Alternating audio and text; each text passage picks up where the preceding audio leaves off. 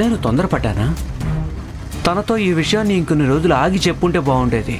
ఛా, అనవసరంగా చీప్ అయిపోయాను.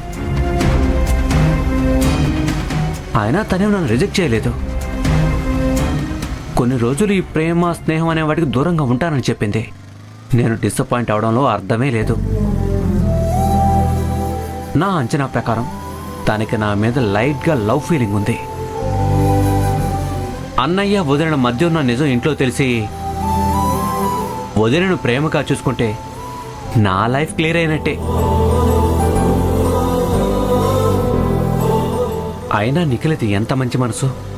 వాళ్ళ అక్కా బావల కాపురం బాగుండాలని కోరుకుంటుంది. నిఖిల ఆశ నెరవేర్చే బాధ్యత ఒక లవర్గా నా మీదే కదా ఉంటుంది.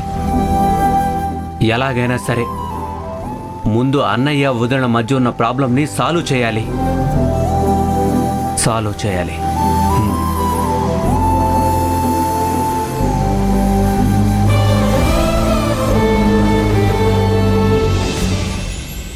ఎలాగో తర్వాత రవిని కలుస్తానని చెప్పాను కదా, బైక్ ఇక్కడే ఆపడం బెటర్.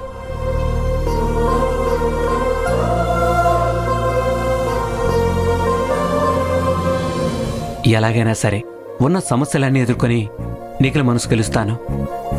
వదిన ఇంటికి కోడలుగా ఎలా వచ్చిందో నిఖిలను కూడా అలాగే ఈ ఇంటికి రెండో కోడలుగా అడుగు పెట్టేలా చేస్తాను.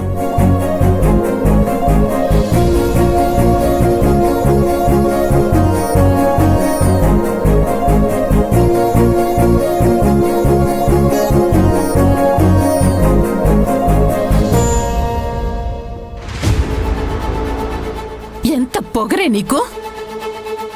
ఈ ఇంట్లో నీకు కూడా హక్కుందంటున్నావా? ఈ ఇంట్లోంచి నువ్వు బయటికి వెళ్ళవా? సరే చూద్దాం. నువ్వు వెళ్ళవు, నేనే పంపిస్తాను. లే. త్రిపుర, ఏం చేస్తున్నావు? ఇంటి కోడల్ని ఇలా బయటికి గెట్టేయడం మనకే మంచిది కాదు. ముందా చేదులు. త్రిపుర! అక్క! అక్క! త్రిపుర! అక్క!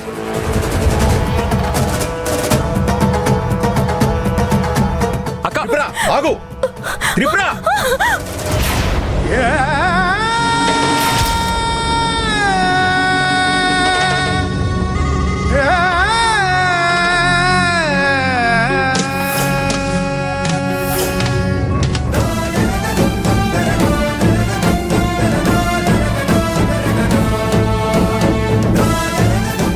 వదినా! లక్ష్మి,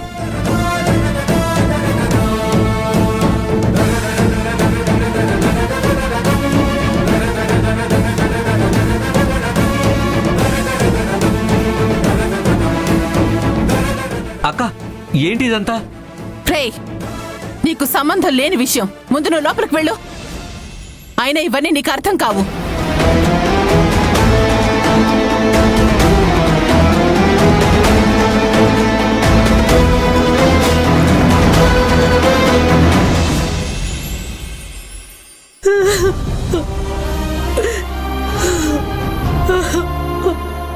ఏదైతే జరగకూడదనుకున్నామో అదే జరిగింది.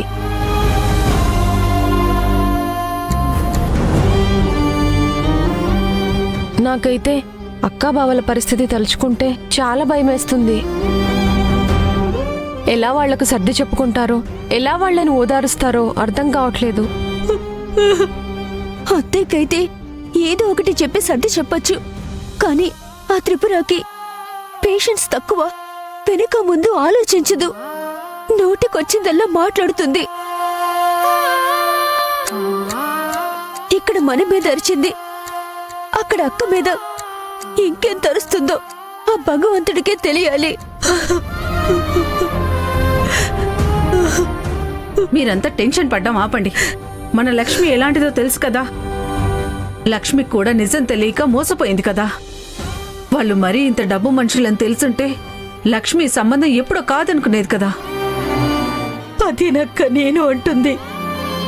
పెళ్లికి ముందే అన్ని చెప్పుంటే తనకి ఇలాంటి పరిస్థితి వచ్చుండేది కాదు.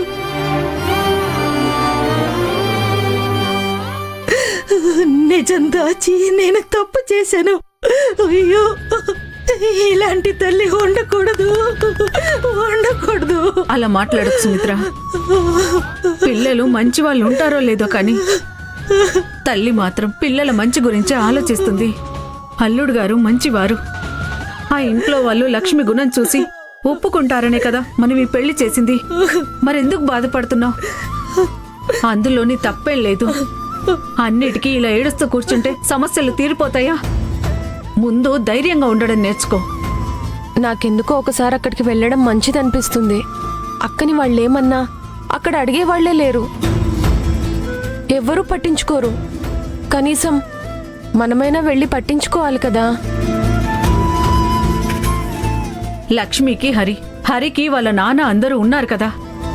లక్ష్మికి ఏం కాకుండా హరి చూసుకుంటాడు. వాళ్ళు మనల్ని తిట్టి వెళ్ళడం అయిపోయింది.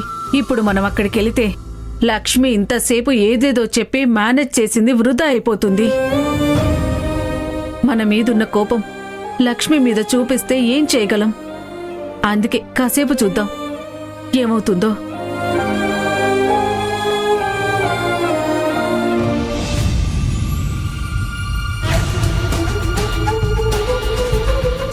ఒళ్ళంతా చెమట్లు పడుతున్నాయి.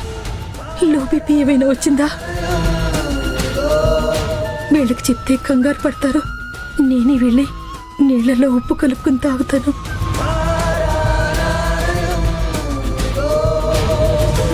అక్కని వాళ్ళు ఎంత ఇబ్బంది పెడుతున్నారో ఏంటో. అక్కని చూడకుండా ఉండలేకపోతున్నాను. ఈ క్షణమే వెళ్ళి చూడాలనిపిస్తుంది.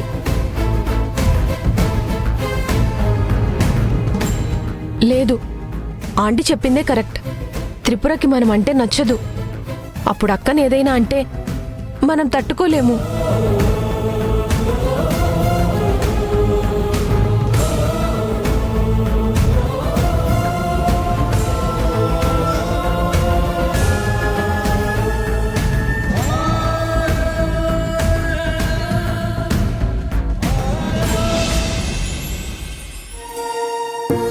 లక్ష్మి, మీకేం కాలేదుగా?